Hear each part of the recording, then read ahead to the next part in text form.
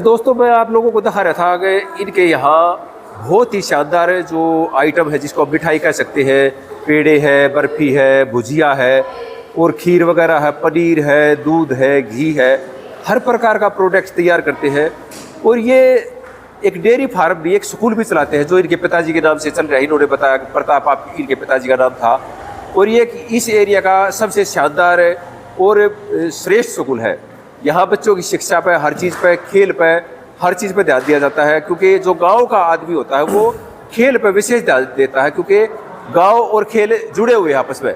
तो अब इनके जो बड़े भाई हैं, जो गुरु द्रोणाचार्य जी अवार्ड द्वारा सम्मानित है भारत सरकार द्वारा, तो वो भी यही साथ में है। और वो उनका थोड़ा सा परिचय, वो कैसे खाने पीने के बारे में क्या वो उनकी सोच है, विचार है, तो उनसे पूछते हैं। सबसे पहले सर नमस्कार आपको। नमस्कार जी। तो मैं चाहूँ आप थोड़ा सा हमारे दर्शकों को थोड़ा सा अपना परिचय दो। आपको द्रोणाचार्य, जो गुरु द्रोणाचार्य अवार्ड जो आपको प्राप्त हुआ, तो सबसे पहले तो वो बताओ आपको सर कौन से सर में प्राप्त हुआ? मैं ओम प्रकाश दैया। हाँ जी। और मैं रेसलिंग कोच साई में था, नियुक्त था। अच्छा जी। वहाँ पर बहुत ज़्यादा पहलवान मैंने तैयार किए हैं। और 2020 में अच्छे पदकों की वजह से हरियाणा भारत सरकार ने मुझे लाइफ टाइम द्रोणाचार्य अवार्ड से सम्मानित किया। अच्छा, लाइफ टाइम आपको? जी जी जी। अच्छा जी। तो जो यहाँ जो अपना ये स्कूल है सर, इसके बारे में जो आप भी यहाँ रहते हो या बाहर भी जाते होगे, क्योंकि आप तो द्रोणाचार्य, गुरु द्रोणाचार्य अवार्ड द्वारा सम्मानित हो, तो यहाँ जो अपना स्कूल है जो ये, इसमें बच्चों को किस प्रकार के कैंप कराए जाते हैं, थोड़ा बताओ। हाँ देखो जी, ये हमारे पिताजी की सोच थी। अच्छी शिक्षा और अच्छा खेल। अच्छा जी। और वो अच्छे पशु भी रखते थे। हमने तो अपने पिताजी के काम को ही आगे बढ़ाया है। अच्छा। जैसे डेयरी का है। हाँ, हमारे पिताजी बहुत अच्छे पशु रखते थे। वो उस समय इनाम लाते थे भारतवर्ष पे के लेवल पर। अच्छा। और हमारे को सातों बहन भाइयों को उन्होंने बहुत ऊंचे स्तर की, हमारी तीनों बहनें एमए पास हैं। अच्छा जी। और हम भी एमए पास हैं। भाई धर्मप्रकाश प्रिंसिपल था, वो भी एमए पास है। अच्छा जी। तो हमने तो अपने पिताजी का काम आगे बढ़ाया है और उसी की याद में हमने सोचा स्कूल चलाएं। और स्कूल में भी केवल शिक्षा का ही नहीं, अच्छा, खेलों का बहुत बड़ा मतलब वहाँ हिस्सा रखेंगे। उसी को देखते हुए यहाँ 12 हॉल, अलग अलग गेमों के 12 हॉल। अच्छा। और 400 मीटर का ट्रैक, क्रिकेट ग्राउंड और आर्चरी ग्राउंड, इस प्रकार से हमारे पास लगभग 32 गेम हैं। अच्छा जी। जिनमें हम कोचिंग देते हैं। अच्छा। और यहाँ प्रताप स्कूल में लगभग 40 कोचेज हैं, जो किसी जिले में भी नहीं होते। एक ही स्कूल में? एक ही स्कूल में है। अच्छा। क्योंकि हमारा केवल मिशन यही है, शिक्षा और खेल, और यही हमारे पिताजी का था, तो हम उसी को आगे बढ़ा रहे हैं। तो यहाँ बहुत ज़्यादा खिलाड़ियों। तो सर एक चीज़ और बताओगे, जो यहाँ क्या बच्चों के रहने की व्यवस्था भी है क्या यहाँ? हाँ, यहाँ बहुत अच्छी खेलों की हर एक व्यवस्था, हर एक खेलों की भी, और बच्चों के यहाँ रहने के लिए बहुत अच्छा एयर कूलर, एसी छात्रावास भी, जो बच्चा जैसा चाहे, क्योंकि छात्रावास के बिना खेल संभव नहीं है। ठीक है। क्योंकि सुबह 4 बजे उठना, शाम को देर तक मेहनत करना, फिर साथ साथ शिक्षा, पढ़ाई, जो कि बहुत किसी भी परिवार की या किसी व्यक्तिगत अगर तरक्की हम देखें तो शिक्षा और खेल के बिना है नहीं। दोनों चीज का बहुत दोनों चीज का साथ होना जरूरी है, बहुत जरूरी है जी। अच्छा। पूरे संसार में शिक्षा और खेल के सिवाय कोई रास्ता ही नहीं है कि सर। इसमें एक चीज और मैं जोड़ना चाहूंगा कि जो कोई बच्चा कई बार भाई कम शिक्षित होने के बावजूद खेलों में अच्छा निकल जाता है, तो उसको वहाँ ऑफिसर रैंक बड़ी मुश्किल से मिलेगा। अगर वो शिक्षित भी होगा तो शायद उसको अच्छा रैंक भी मिल सकता है। क्या ऐसा है? हाँ जी। देखो, अब हरियाणा सरकार ने तो यहाँ कर रखा था कि पदक ले और पद पाओ। अच्छा। और हमारे हरियाणा के बहुत से खिलाड़ी डीएसओ या डीएसपी के पदों पर हैं। अच्छा। और हरियाणा सरकार ने तो अभी कर दिया कि भी जो नेशनल गेम्स में, कॉमनवेल्थ गेम्स में मेडल लाएगा और इससे ऊपर उसको डायरेक्ट उसकी जैसे पदक लाए उसके अनुसार कोच, डिप्टी डायरेक्टर और डायरेक्टर लगा रहे हैं। अच्छा। और ये यूपी सरकार ने भी किया है। और भारत सरकार ने भी ये ऐसा कर रखा है कि कोई अच्छे खिलाड़ी अगर हों तो वो अपने यहाँ, जैसे हमारे यहाँ पर प्रताप स्कूल में साई के 5 सेंटर हैं। अच्छा जी। कुश्ती, कबड्डी, वुशु, जूडो इस प्रकार से 5 है उत्सु। तो सर फिर भी बचा हुआ थोड़ा सा अपने दर्शकों के लिए कि कोई भाई अगर आसपास का देख रहा होगा जो हमारी वीडियो, तो वो अपने बच्चों को यार लाना चाहो है, शिक्षा दिलाना चाहो है, तो अपने स्कूल की कुछ 2-3 चीज खास विशेष बताओ। हाँ, देखो अभी स्कूल में औरों से बेहतर ये है। एक तो हम ये कहते हैं सबको कि हमने स्कूल खोले, आपके बच्चों को पढ़ाएंगे। अच्छा जी। दूसरा बच्चा अगर पढ़ाई में कमजोर तो खेल में आगे निकालेंगे। हाँ जी। अगर दोनों में कोई बात ना भी चले तो एक अच्छा नागरिक और बलवान और धर्मवान ऐसा उम्र नागरिक तैयार करके उसको एक अच्छे विचार का व्यक्ति एक अच्छे विचारवान हम ये उसे तैयार कम से कम वो कहीं जाकर कोई गलत कार्य नहीं करेगा, भारत का अच्छा सम्मानित नागरिक वो बने, कम से ये कम हमारी सोच है। ठीक है, कम से कम अपना किसी प्राइवेट सेक्टर में भी अगर वो बिजनेस करेगा, कार्य करेगा, तो वो अच्छा नागरिक ही रहेगा, उसका नाम रहेगा।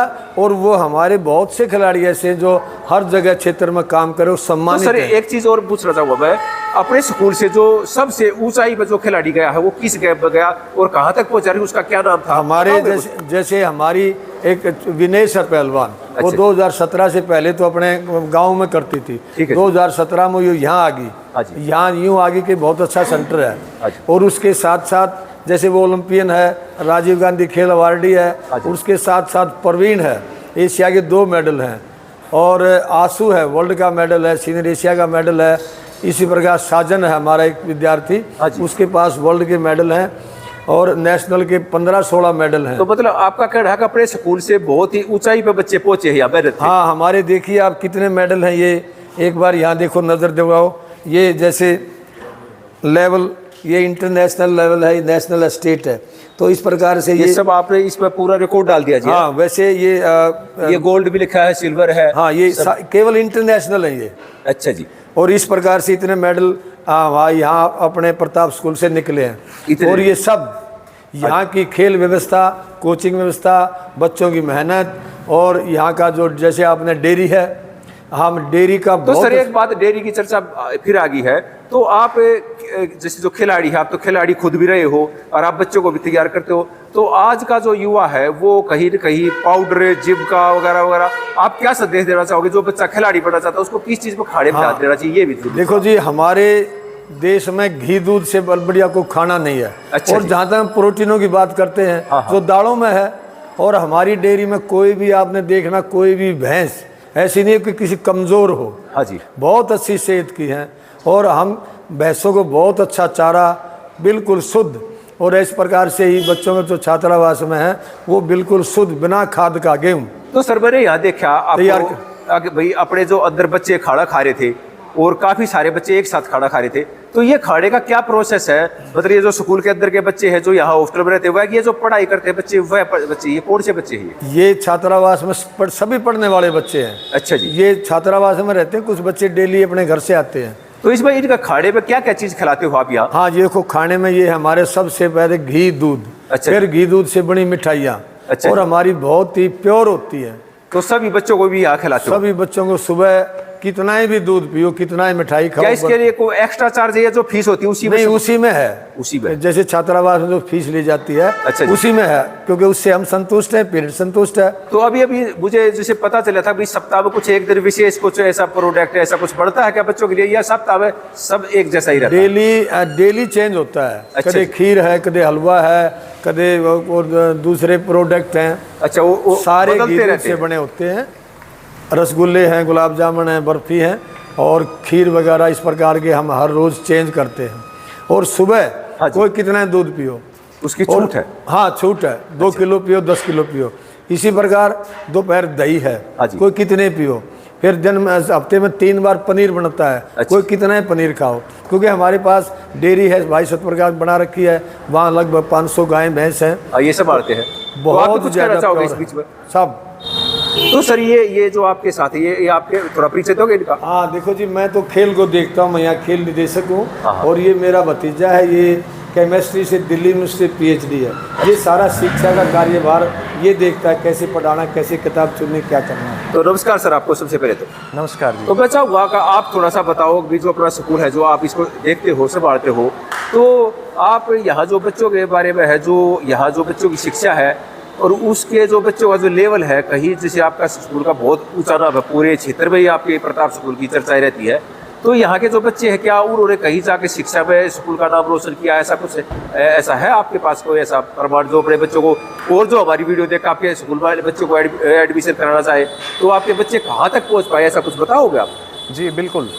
थोड़ा पहले आप अपना परिचय दो, अपना बाई नेम।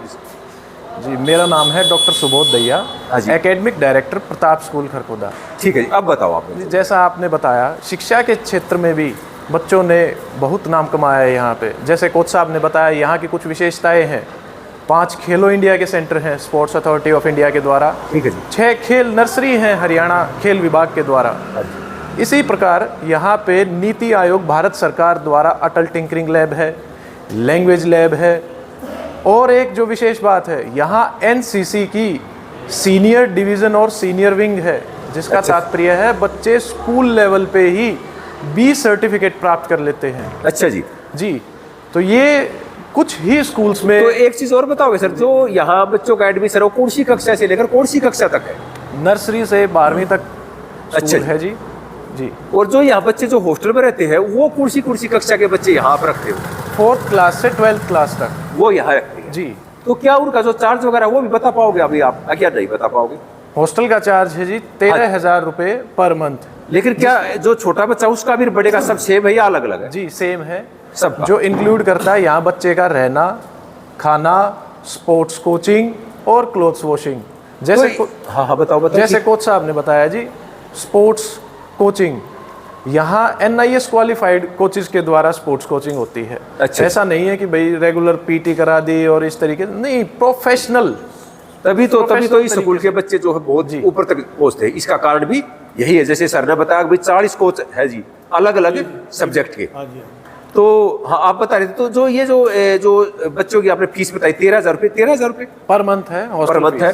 तो क्या इसके बावजूद उसके मतलब सारा खर्चा फिर आपका स्कूल डिपार्टमेंट ही उठाता है, या उसके बावजूद भी उसके घर की कुछ खाने पीने की चीज़ों की जरूरत वहाँ से पूरी होगी, या स्कूल से ही उसका भोजन का, उसका दूध का, उसका लस्सी का, उसका नहाने धोने का सब कुछ, क्या क्या चीज़ें इसमें जुड़ी हुई है? देखिए, इस 13,000 रुपये में जैसा मैंने बताया, बच्चे का यहाँ रहना, खाना, स्पोर्ट्स कोचिंग, क्लोथ्स वॉशिंग, तो ये सारी चीजें इंक्लूड हो गई। और तो क्या उनके रूम AC रूम है या फैन रूम है, आप थोड़ा सा ये बताओगे? जी, ये एयर कूल्ड रूम है और AC एडिशनल है। कुछ बच्चे जो AC रूम में रहना चाहते हैं वो सुविधा भी यहाँ उपलब्ध है जी। तो सर ये आपने बहुत अच्छी जानकारी दी थी। क्या इससे अलग भी अगर आपके पास कोई जो मुझे खुद जानकारी ना हो आपके स्कूल के बारे में विशेष खास बात हो तो बताना चाहते हो तो आप बताओ। जैसे आपका प्रश्न था शिक्षा के क्षेत्र में बच्चे कहाँ तक पहुँचे। हाँ बिल्कुल।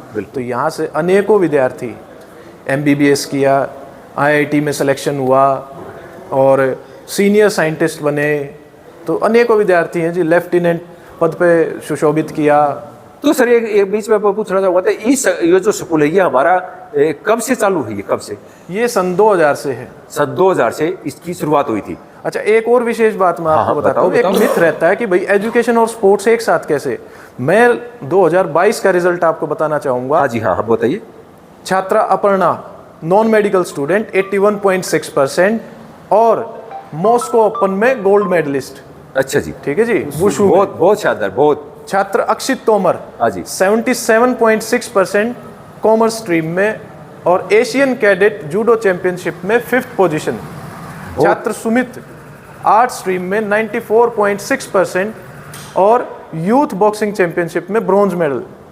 तो देखिए शिक्षा और खेल एक साथ, मतलब आपने दोनों चीज़ों का तालमेल बढ़ा दिया है, शिक्षा और इसको हम कह सकते हैं खेल जी, दोनों चीज़ों को इस स्कूल है। तो दोस्तों ऐसा स्कूल मुझे नहीं लगता आपको पूरे भारत में बिरला कोई स्कूल होगा ऐसा जो दोनों चीज़ों को लेकर एक साथ, शिक्षा का भी लेवल उतना ही और खेल का लेवल भी उतना ही। सर ऐसा है बिल्कुल सही बात जी। शिक्षा, खेल, स्वास्थ्य, अच्छा भोजन और अच्छा चरित्र,